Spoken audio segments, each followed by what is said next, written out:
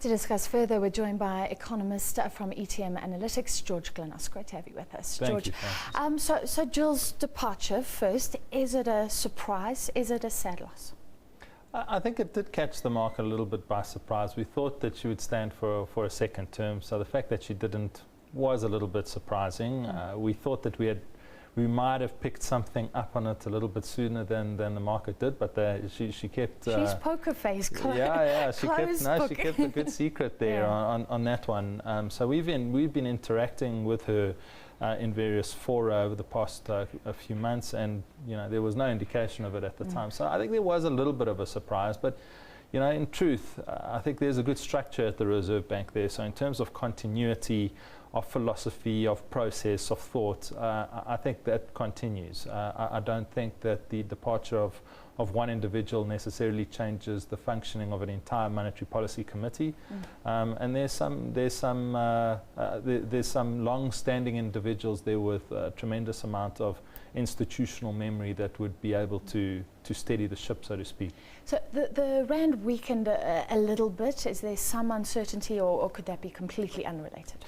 It could be unrelated. I suspect it was related to her announcement, but I think again, I think that's silly speculation, to be quite honest, because there are lots of reasons why our currency can weaken, but I don't think that this one would have been a particularly good one, and I suspect that it would be fleeting, probably short-lived. So in truth, I think there was a lot of what she said in the statement that might have been more of a trigger for rand weakness than perhaps just her decision to step down from being the governor. Well, let's get to her successors, but first, do you agree that she does seem to be, or she did become more outspoken about some changes needed in the South African economy, not prescriptive, but saying we need structural change, yes. Looking at the wage increases and things like that? Yes, and I think we welcomed that. We thought that it was about time that somebody in a position of influence would raise some of these issues and raise them strongly in a public way, so that a lot of people can start engaging and grappling with these issues.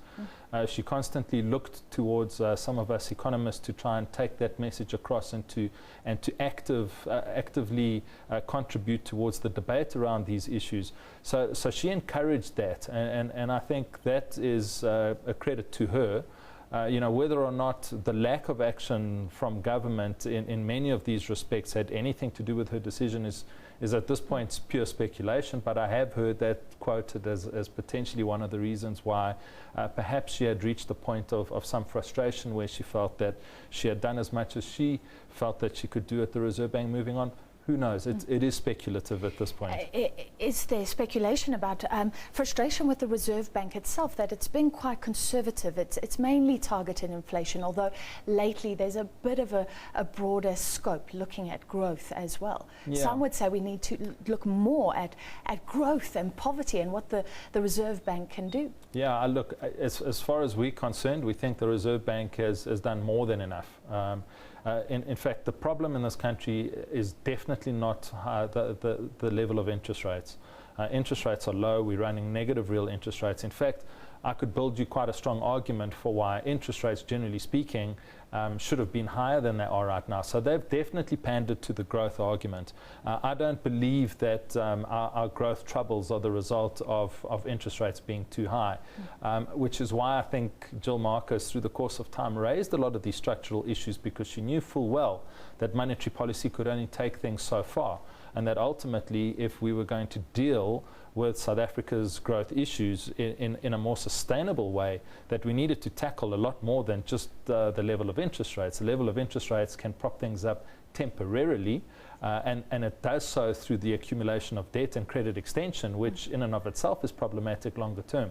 But it cannot resolve structural issues. In fact, in some ways, it can compound them. All right. So, and she did seem to have that frustration that monetary policy can only do so much. Let's look at the names that are coming up as possible successors. Lesetja Kganyago, Daniel Minamela.